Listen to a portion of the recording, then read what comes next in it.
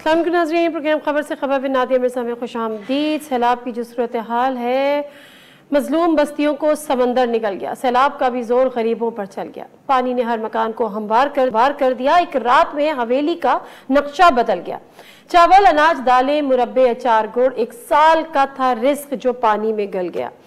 मिट्टी के कुछ खिलौने भी मिट्टी में मिल गए। ममता की आरजू का जनाजा निकल गया। एकाश जानवर सभी बन जाते मछलियां, बेबस मवेशी देख के पत्थर पिघल गया।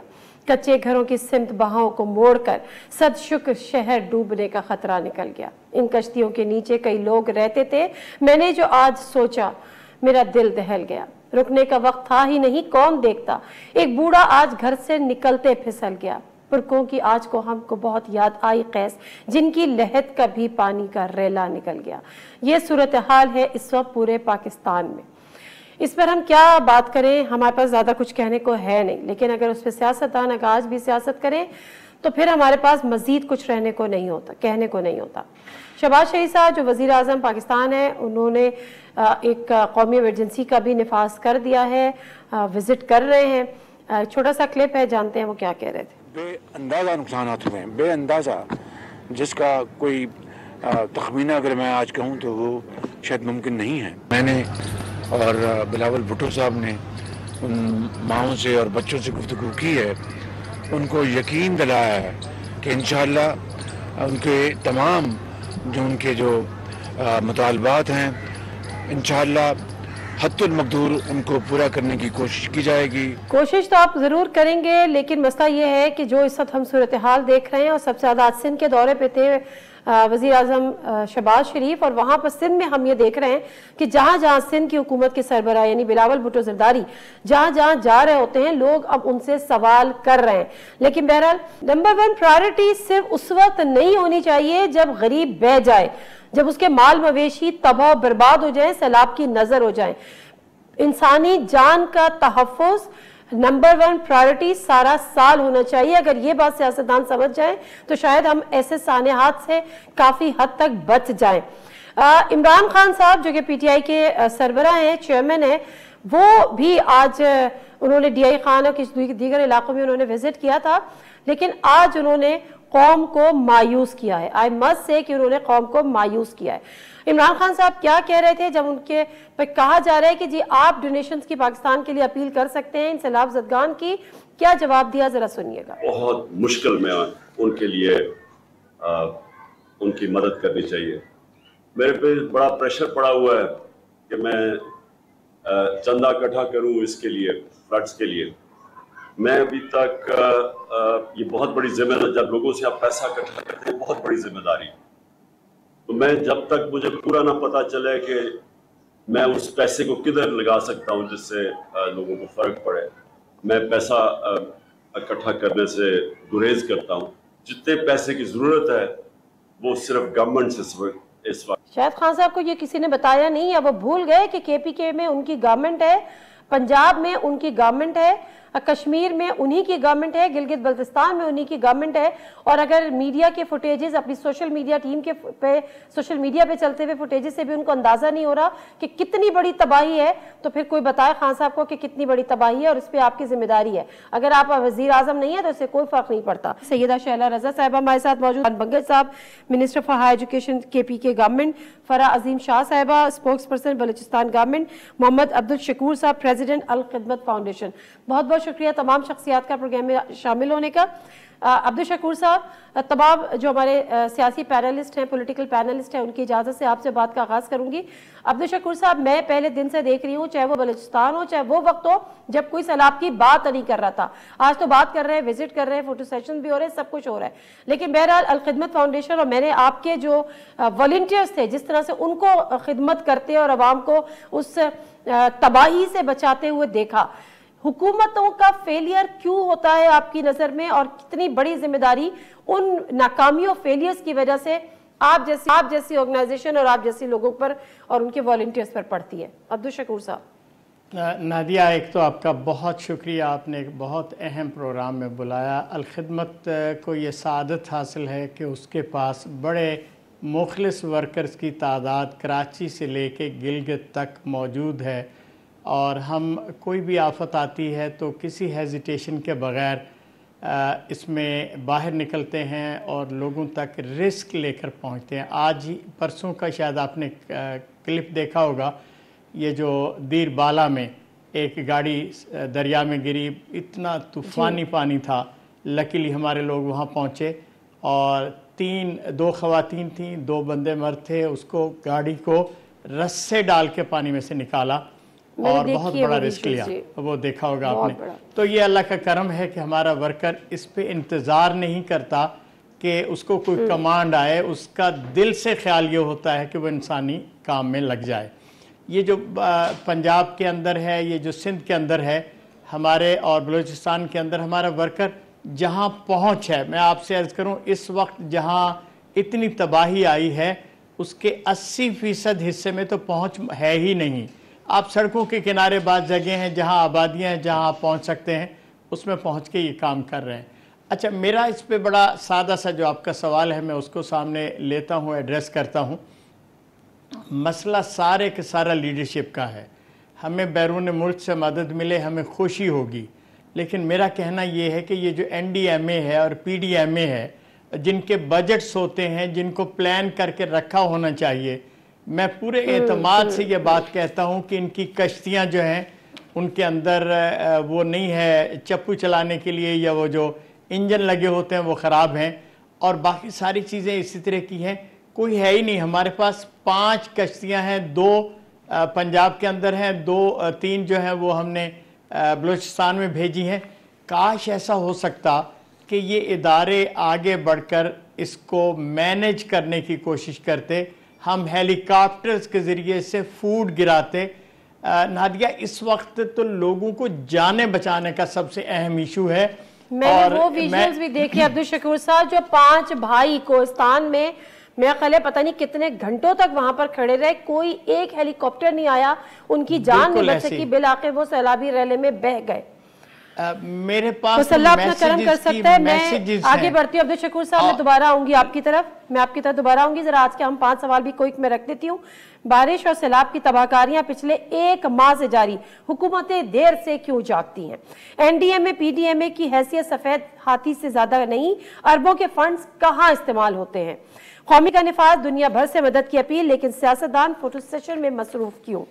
सैलाब से मरने वाले सियासी वाबस्तगी से बाला तर, लेकिन सियासतदान आज भी सियासी तकसीम का शिकार क्यों? हर साने के बाद एक और साने का इंतजार, मुश्किल वक्त से बचने के लिए पहले से ठोस इक़दाम क्यों नहीं उठाए जाते? शैला रजा साहिबा, मैं आपकी तरफ आती हूँ, क्योंकि मैं जो कम से कम विजुअल देख रही हूँ, मेरी टीम ने जब मुझे वो विजुअल्स निकाल के दिए तो मैंने लिटरली अपने प्रोग्राम में ये सोच के नहीं चलाए, ये कह के नहीं चलाए कि हमें पहले दूसरे सूबों से भी ला दो, ताकि इसी किस्म के, वरना पीपल्स पार्टी वैसे भी कहती है कि जी आप सिंध पे बात करती हैं। अगर मैं सिंध पे ना करूं, आज तो सिंध के लोग बात कर रहे हैं। बिलावल भुट्टो जरदारी जहां जा रहे हैं वो कह रहे हैं आप बताओ उस वक्त कहाँ थे जब हम डूब रहे थे, तब तुम क्यों नहीं आए? आज लोग सवाल कर रहे हैं हमारा पैसा कहाँ गया जो अरबों के फंड मिलते हैं। शैला रजा साहिबा, ये आपकी इल्म में है ये बातें? तमाम जो लोग हैं MPAs मिनिस्टर अपने अपने इलाकों में रेन मॉनिटरिंग की ड्यूटी थी और 150% तक ज़्यादा बारिशें बताई थी, 1500% और 1200% ज़्यादा नहीं बताई थी। उसके हिसाब से हमारी तैयारी थी। एक सूबे में 86,000 अगर हमारे पास टेंट हैं, लेकिन 10 लाख की ज़रूरत पड़ गई तो ये तो कहीं भी नहीं होते हैं। और दूसरी बात यह है कि अभी हम सिर्फ रेस्क्यू और रिलीफ कर रहे हैं, हमने किसी से कुछ नहीं मांगा हुआ। रिहैब पे हम जाएंगे, अभी हम जो पका हुआ खाना है वही दे रहे हैं। और चेयरमैन बिलावल अगर बाहर थे तो उनकी पूरी टीम यहाँ थी और वो भी अपने मुल्क की जो है किसी टास्क पे बाहर थे, घूमने के लिए नहीं गए हुए थे। उनकी पूरी टीम, वजीर आला, हम सब यहीं थे। ऐसे टास्क हमने काम कर दिए जाते हैं वैसे अमूमी तौर पे। अगर आपकी आवाम जी 4 ममालिक के टास्क थे, तो फिर ऐसे जी 4 ममालिक के दौरे उन्होंने पोस्टपोन किए हैं क्योंकि उनको जाना था साथ, और वो CM के साथ गए हैं। CM साहब मुसलसल पूरे सिंध में हैं, तमाम MPAs MNAs खवातीन सब, और हम सब अपना काम कर रहे हैं। अभी तक हमारे पास कहीं से कोई इमदाद नहीं आई है। हम मेरा एक सवाल जो मुझे पानी निकालने की जगह नहीं है। हमने 200 के करीब डैम बनाए, वो पूरे फुल हो चुके हैं। हमारे किसी डैम में शिगाफ नहीं पड़ा है जो हमने बनाए अभी तक। हमारे डैम फुल है, पानी निकालने का रास्ता नहीं है। मैं आगे बढ़ती हूँ। 1200% बारिश। मैं दोबारा आपकी तरफ आती हूँ। कामरान बंगल साहब, मैं अभी अब्दुल शकूर साहब भी जिसका डिस्कस कर रहे थे, मैंने भी बात की कि कोस्तान में मेरा ख्याल है कई घंटे तक वो 5 भाई एक पत्थर पे खड़े मदद के लिए पुकारते रहे, लेकिन किसी ने उनकी मदद नहीं की, कोई उनको बुलाने, उनको बचाने नहीं आया। बिल आखिर वो 5 जाने इस सैलाबी रैली की नजर हो गई। कामरान बंगे साहब, मेरा सवाल एक ये है कि ये जो पहले से प्रोडिक्शन थी, फोरकास्ट थी सैलाब की, रेंज की, इवैक्यूएट क्यों नहीं किया गया? आप तबाही को नहीं रोक सकते। अभी शैला रजा साहबा कह रही हैं, वो बिल्कुल सही कह रही हैं कि आप बारिशों को नहीं कंट्रोल कर सकते, जो नेचुरल क्लैमिटी है उसको आप रोक नहीं सकते, लेकिन अपना बंदोबस्त तो कर सकते हैं। जी बिस्मिल्लाहिर्रहमानिर्रहीम, शुक्रिया आपका नादिया। एक तो आपने जो अनफॉर्चुनेट वाक़े की बात की है, ये सिर्फ 5 लोग नहीं बल्कि तकरीबन बदकिस्मती से इंतहाई अफसोस के साथ मैं कह रहा हूँ कि तकरीबन 150 लोग जो हैं अभी तक इन सैलाबों की नज़र हो चुके हैं खैबर पख्तूनख्वा की कीमती जाने। और रफली अगर मैं आपको कह दूं तो तकरीबन मैं इन 5 की इसलिए बात कर रही हूँ, मैं इन 5 की इसलिए बात कर रही हूँ, वैसे तो जाहिर है बह गए, मैं इन 5 की इसलिए बात कर रही हूँ कि वो उनको बचाया। वैसे हमारा ईमान है बेशक कि जब मौत आनी है, जिस वक्त आनी है, जिस तरह आनी है, लेकिन एक पत्थर पे खड़े वो मदद के लिए पुकार रहे थे, उनको बचाया जा सकता था, क्योंकि लेकिन हेली आपको मुयस्सर नहीं था, हेली पे खान साहब घूम रहे थे। तो मुझे बताएं ना फिर उनको क्यों नहीं बचाया जा सका? मुझे उन 5 लोगों का आप जवाब दे दें बस। ना आप बड़ा स्वीपिंग स्टेटमेंट दे रही हैं। खान साहब नहीं फिर रहे थे हेली में, बिल्कुल भी। जो एक हमारे पास हेली है वो अभी रिलीफ है और इमरजेंसी एक्टिविटीज में बिजी है। इसके अलावा मैं अगर आपको एस्टिमेट्स बताऊं सिर्फ आपको आपकी मालूमात के लिए और व्यूअर्स की मालूमात के लिए कि जो 16,000 घर बह गए। बंगल साहब, मैं आपसे सिर्फ एक सवाल पूछ रही हूँ कि वो उन 5 लोगों को रेस्क्यू क्यों नहीं किया गया जब वो 5-4 घंटे तक, पता नहीं कितने घंटे तक वहां पे खड़े मदद के लिए पुकारते रहे? This is my only question. आप गुड रिप्लाई। बिल्कुल आपकी मैं आपको जवाब दे रहा हूँ। अगर आप मेरी जवाब सुनेंगी तो तब आपको क्लियर हो जाएगा कि ये 5 लोग भी कीमती हैं और वो हजारों लोग भी कीमती हैं जिनकी जानें बचाई गई, जिनके लिए बड़ी एफर्ट्स की गई। आप उनको भी हाईलाइट करें। अगर एक सूबे में जो महदूद वसाइल के साथ एक गरीब और रिसोर्सलेस या लेस रिसोर्सेज वाला सूबा है जिसमें इतनी बड़ी तबाही हुई, जिनकी बाकी पैनलिस्ट ने बात की कि जो एक्सपेक्टेशंस थी उससे कई गुना जो है वो ज़्यादा बारिशें हुई, सैलाब आए, हमारे डैम जो है वो ओवरफ्लो कर गए। तो ये जो आप 5 लोगों की बात के अलावा बहुत सारे लोग जो है वो भी शहीद हो चुके हैं और उसके अलावा बहुत सारों को बचाया भी गया।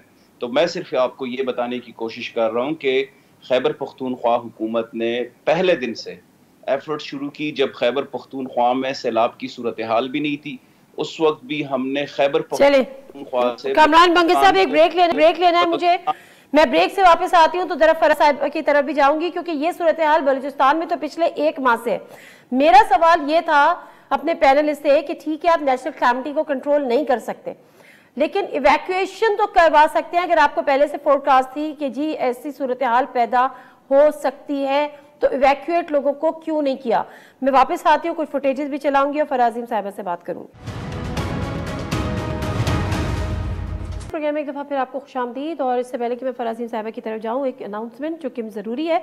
सैलाब ज़दगान के मुतासरीन के लिए डॉन न्यूज़ की खुसूसी टेलीथॉन ट्रांसमिशन कल दोपहर 1 बजे से शाम 5 बजे तक होगी। दिल खोल कर सैलाब ज़दगान की मदद के लिए आप एहतियात दे सकते हैं और इस नंबर पर कॉल कर सकते हैं। ये नंबर फ्लैश भी हो रहा है आपकी टेलीविजन स्क्रीन पर, 0800-14455। Let me repeat the number, 0800-14455। जी फराजीम साहिबा, यहाँ पर पीडीएमए एनडीएमए की कारकर्दगी पर बड़े सवाल उठ रहे हैं। मुझे बताएं कि पिछले 1 माह से तकरीबन जो बलूचिस्तान की तबाहकारियाँ हैं उस पर गवर्नमेंट ऑफ बलूचिस्तान पे भी बड़ी तनकीद हुई, लेकिन ऐसे में पीडीएमए की वहाँ पर क्या सूरत हाल है और कितनी वो वेल इक्विप्ड है, कितनी वो तैयार है, प्रिपेयर्ड है ऐसी नागहानियों से निपटने के लिए? बिस्मिल्लाहिर्रहमानिर्रहीम। सबसे पहले तो नादिया मैं आपसे ये रिक्वेस्ट करूँगी कि ये जो 75 साल के मसाइल हैं बलूचिस्तान के, वो 5 मिनट में मैं आपको नहीं बता सकती। जैसा कि अभी आपने 75 साल के मसाइल पूछ ही नहीं रही आपसे। ये 75 साल के मसाइल ही हैं जो आज, जिसकी आप रिजल्ट देख रहे हैं कि इतनी तबाही जो बलूचिस्तान में आई है। इसके साथ साथ मैं आपको ये बताऊं कि आपने PDMA का यहाँ पर जिक्र किया। ये 1 महीने से नहीं, ये 12 जून से जो मॉनसून का, प्री मॉनसून का स्पेल है वो जारी है, जो अभी तक है और ये कुछ दिन और मज़ीद रहेगा। इसके साथ साथ जो भी इंतज़ामिया हैं, स्टेक होल्डर्स हैं, आर्मी है, FC है, गवर्नमेंट ऑफ बलूचिस्तान है, PDMA है, वो सब मुतहरिक हैं, 24/7 ड्यूटीज़ पर मौजूद हैं। इमरजेंसी कंट्रोल रूम भी कायम कर दिया गया है जो 24 घंटे काम करेगा। और इसके साथ साथ वज़ीर आला ने आज जो मुंसलिक इलाके हैं, सरहदी इलाके, स्पेशली ईरान से जो हमारे इलाके मुंसलिक हैं, वहाँ से अशिया खुश की जो फराहमी है उसको भी आसान बनाने के लिए कहा गया है, ताकि जो सैलाब ज़दगान हैं उनको किसी भी किस्म का मुश्किलात का सामना ना करने पड़े। अब मैं आती हूँ बलूचिस्तान की सूरत हाल की तरफ से, जो सैलाब के हवाले से हैं। कुछ डिस्ट्रिक्ट्स ऐसे हैं जहाँ पर ज़मीनी राब्ता जो है मुनक़ता है और वहाँ पर एक्सेस जो है वो मुश्किल है। यूरोप से अगर आगे आपको मैं लेके चलूँ तो वहाँ पर लैंड स्लाइडिंग की वजह से भी तमाम जो इंतज़ामिया है वो मौजूद है वहाँ पर, लेकिन ये है कि लैंड स्लाइडिंग की वजह से मुश्किलात का सामना ज़रूर है रिलीफ एंड रेस्क्यू के ऑपरेशन में। मैंने आपसे ये क्यों कहा कि ये 75 साल के मसाइल हैं, जैसे आपने अपने प्रोग्राम में फराज़ साहब 75 साल बात शुरू की। मैं आपसे ये सवाल करना चाह रही हूँ कि बेसिकली इंतजामिया वहां पर मौजूद होती है, फला भी वहां पे मौजूद है, फला भी वहां पे मौजूद है, फला भी वहां पे मौजूद है। वो मौजूद होके कर क्या रहा है? क्या वो उस तमाम वो वेल इक्विप्ड है या नहीं है? वो जो मदद के लिए या रेस्क्यू वर्क के लिए, रिलीफ वर्क के लिए जो रिक्वायरमेंट्स होती हैं वो फुलफिल हुई भी हैं या नहीं हुई भी हैं? दिस इज मैं अभी आपको वही बता रही हूँ नादिया जी। मेरी अर्ज सुन ले नादिया, टाइम बहुत कम है, फिर मेरी बात रह जाएगी।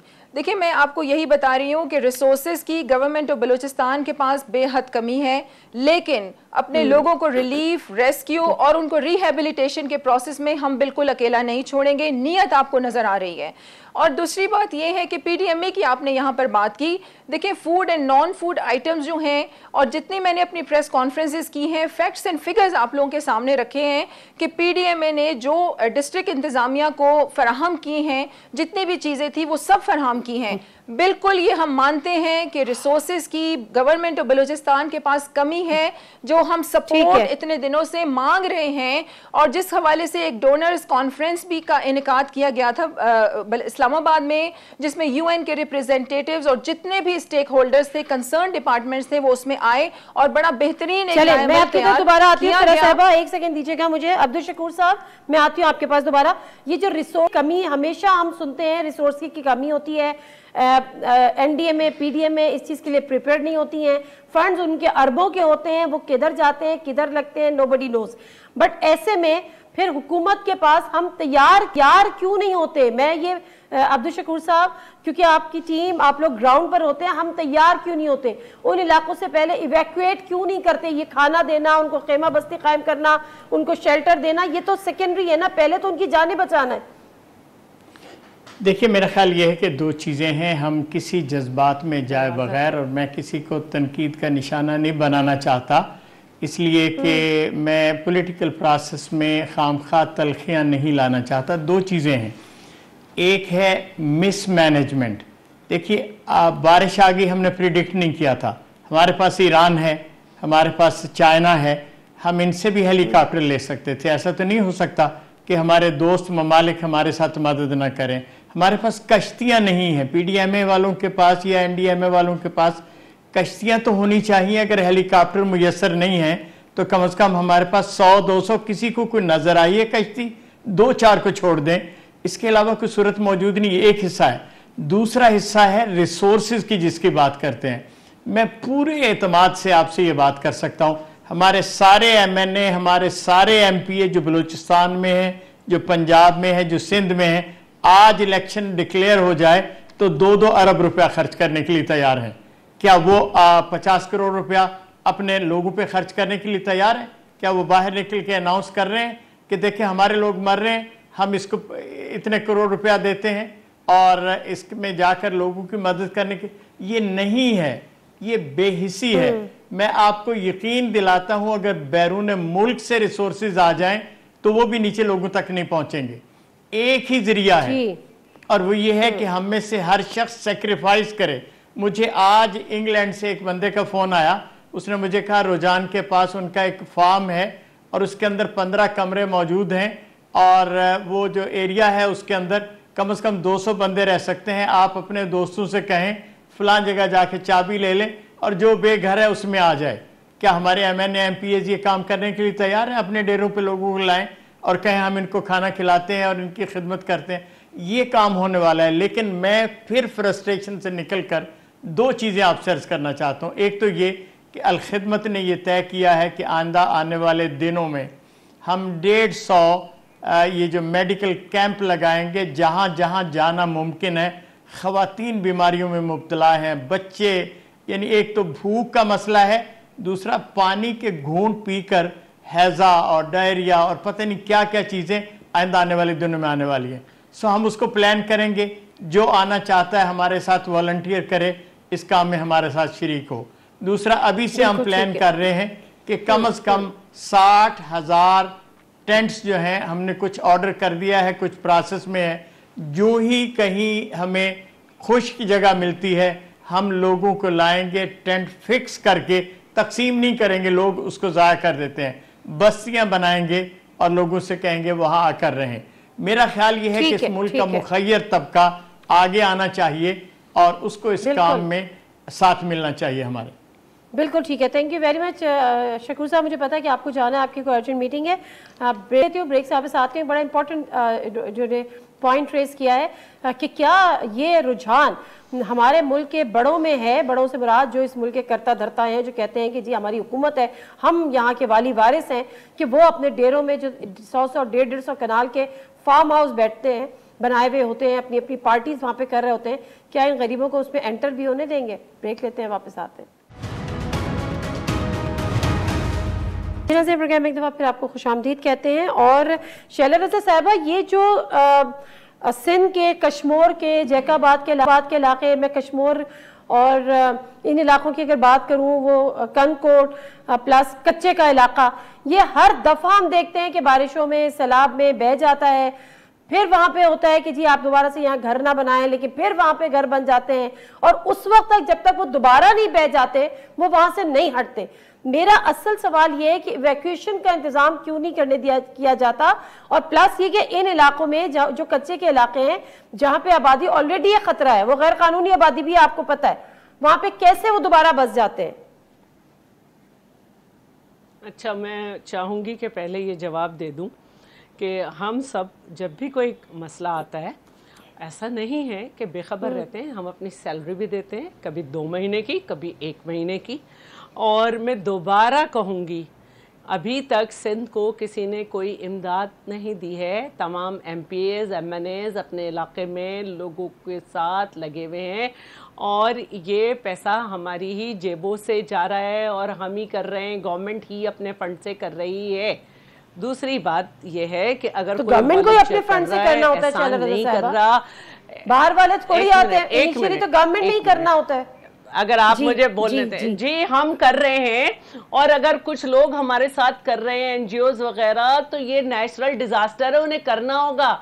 दुनिया की बड़ी बड़ी ताकतें अकेले नहीं लड़ सकती नेचुरल डिजास्टर से। अब आपकी बात आई कच्चे की, तो देखें कच्चे पे लोग रहते हैं, यही फार्मर्स होते हैं, ये अपने कच्चे घर इन्हीं के होते हैं और ये सारे वक्त खेतों पे काम करते हैं और इनसे इवैक्यूएट कराना इंतहाई मुश्किल काम होता है। या आखिरी वक्त तक अपना लाइव स्टॉक को नहीं छोड़ते।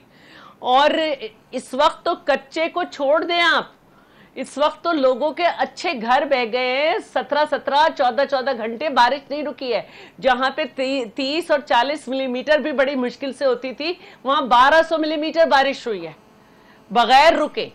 तो ये कोई छोटी बारिश नहीं हुई है। अगर ये सैलाब होता तो पता होता कि जी लेफ्ट बैंक में आएगा या राइट बैंक में आएगा। ये वो बारिश है जिसमें 23 और 24 को गूगल पे नहीं था मौजूद के बारिश होगी, लेकिन 23 तारीख की सुबह 10 बजे के बाद 100% बारिश आ गई उस पर, जबकि सुबह में 30% लिखी हुई थी।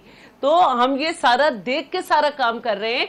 और गवर्नमेंट के पास रिहेबिलिटेशन में या पीडीएमए कह दें या ये रेवेन्यू डिपार्टमेंट कह दें। अच्छा, आप पीडीएमए की कारकर्दगी से मुतमईन है? कम लोग हो सकते हैं। आप पीडीएमए की कारकर्दगी से? नहीं, आपसे पूछ रही हूँ।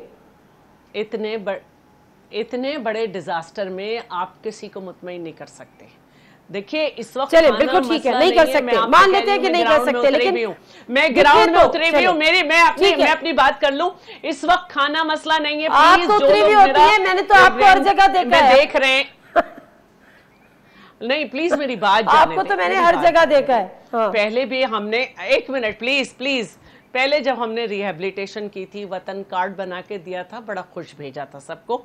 हम अभी भी अपने लोगों को नहीं छोड़ेंगे। इस वक्त हमें रेस्क्यू के बाद रिलीफ में खाने की नहीं, खाना कर रही है गवर्नमेंट, पका के दे रही है, क्योंकि खुश्क जगह नहीं है। जहां थोड़ी सी खुश्क जगह है वहां लोगों को बिठाया है। हमें चादरें, तिरपाल, प्लास्टिक, दरी, साबुन, मॉस्फेल, इनकी जरूरत।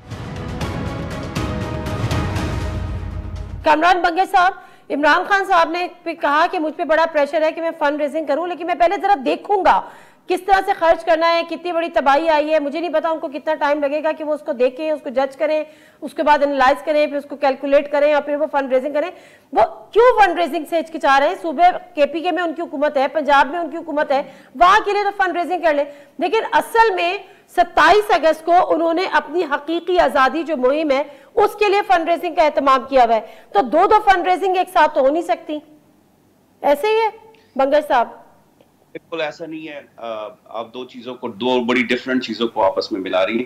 सबसे पहली बात तो ये है कि जो आपने 4 जगहों की बात की है जहां पे हुकूमत है, और मैं रिक्वेस्ट करूंगा कि आप थोड़ा सा मुझे टाइम दें, क्योंकि लास्ट टाइम भी आपने मुझे बात नहीं करनी दी। 4 जगहों पे जो आपने बताया, पंजाब, खैबर पख्तूनख्वा, आज़ाद कश्मीर और गिलगित बल्तिस्तान, यहाँ की हुकूमतों की जिम्मेदारी है, इन एडिशन टू सिंध और बलोचिस्तान, और जहाँ पे हमारी नहीं है वहाँ पे भी हुकूमतों की जिम्मेदारी है। जैसे शैला जी ने बात की, हमारी इस वक्त प्रायोरिटी ये है कि हम रेस्क्यू एफर्ट जरूर करें। जो आपने 5 लोगों की बात की, 5 लोगों के अलावा हजारों लोग जो है वो रेस्क्यू भी कर दिए गए। ये बदकिस्मती है कि 5 लोग जो है वो शहीद हुए या 167 लोग शहीद हुए। मैं आपको अगर सिचुएशन बताऊं, 2010 की जो सैलाब की तबाहकारियां थी, 2010 में 1,75,000 क्यूसिक्स करेले आ चुके थे, सिर्फ अपर स्वाद की मैं अगर आपको बात करूं, और हजारों लोग शहीद हुए थे। हमने इंफ्रास्ट्रक्चर को इतना डेवलप किया कि अभी 2,27,000 क्यूसिक्स करेला है, सिर्फ स्वाद की मैं अगर आपको बात करूं, और वहां पे अल्हम्दुलिल्लाह इतनी बड़ी तबाहकारियां नहीं हुई जो 2010 में हो चुकी थी। तो इसका मतलब यह है कि रेस्क्यू जो है वो तहसील लेवल पर खैबर पख्तूनख्वा में है, रेस्क्यू 1122, उनकी सारी टीम्स जो है वो काम कर रही है।